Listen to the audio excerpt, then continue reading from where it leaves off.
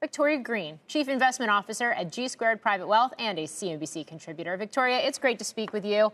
And I'm looking to do a little, I don't know. Read the tea leaves? Yeah, let's just go through here. Wildfire. So I think maybe let's start with Google.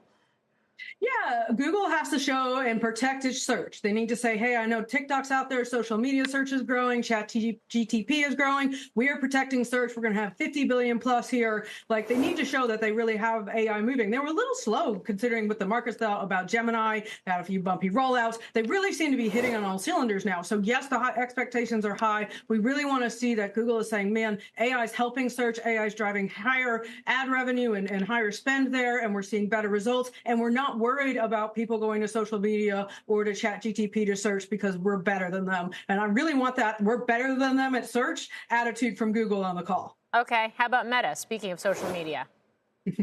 Meta is going to be more of the same. They're one of the best actual users of AI, and you can see that with their ad revenue spend, their ad growth. I mean, it's all about ads for revenue. That's 99% of their revenue. They are a large global firm, so some of the things that have attitudes change towards Meta as Mark Zuckerberg's obviously become a lot closer with Trump. We are expecting to see growth. We're expecting to see user growth. I think you could see a massive quarter for them. I think you're going to see 50 plus billion. I think 51, 52 billion in revenue. Absolutely. And Meta has well and successfully defended against TikTok. They've defended against Snapchat. And for me, they're so well positioned. And like 1/3 of the entire global population uses some sort of Meta family of brands app like every month. So to me, they're a behemoth. And I'll be curious about any commentary. Obviously, Reality Labs, we'd love to see the burn rate there maybe drop a little bit. What are they spending on CapEx? That's always the big question now. Is it a black hole or not? Is CapEx constrained? He's talked about the AI spending arms race. And then lastly, the Ray-Ban stuff is pretty cool. What's happening with that? Is that a new pathway of real revenue growth outside of ads? And so for us, we're really excited about Meta.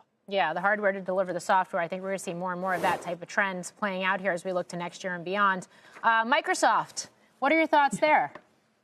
Microsoft to me is a little bit more of a hold. I'm excited about Azure, and we're going to see what they do there. They had a blowout quarter on that last quarter. Stocks trading really high. Microsoft, there's a lot to like here. It's just a little expensive, very, very high bar. They've had 2 consecutive strong Azure and cloud beats. We're going to need to see Azure beating around 38, 40%, total cloud around 25% growth. I mean, they are large numbers. Microsoft can certainly do it. They're well positioned. They've been raising fees on their subscription for Office 365. They're a behemoth. Without a doubt, wonderful quality company, just a really high bar, especially with what Azure's done the last 2 quarters. They may be eating the AWS's lunch there, and that's where they're picking up market share. And certainly the total addressable market for cloud and cloud compute continues to grow, and they're a massive player there. But everybody's going to be so hyper-focused on the Azure growth trajectory. Okay, so if they're possibly eating AWS's lunch here, then is Amazon a hold too? Amazon the whole for me, man, they've had a little bit of a messy quarter, in my opinion. I think they're going to blow it out of the water, but they may have some issues with AWS. Obviously, they had the outage last week. We're going to want to hear some commentary on that. And I think AWS is a bit of a sticking point. We need to see it more towards 20% growth. And I feel like they are at risk of losing market share. And so that one has been what the investors have been hyper-focused on. I tend to say look more broadly, especially with what's happening with ads, because ads is now almost 10% of their revenue. Ads is no longer inconsequential to Amazon. And what they're doing with AI to drive to products, what they're doing with AI for ads, what they're growing with their media platform, with their subscription platforms. I mean, I might not really like that $2.99 Prime fee, but I certainly pay it.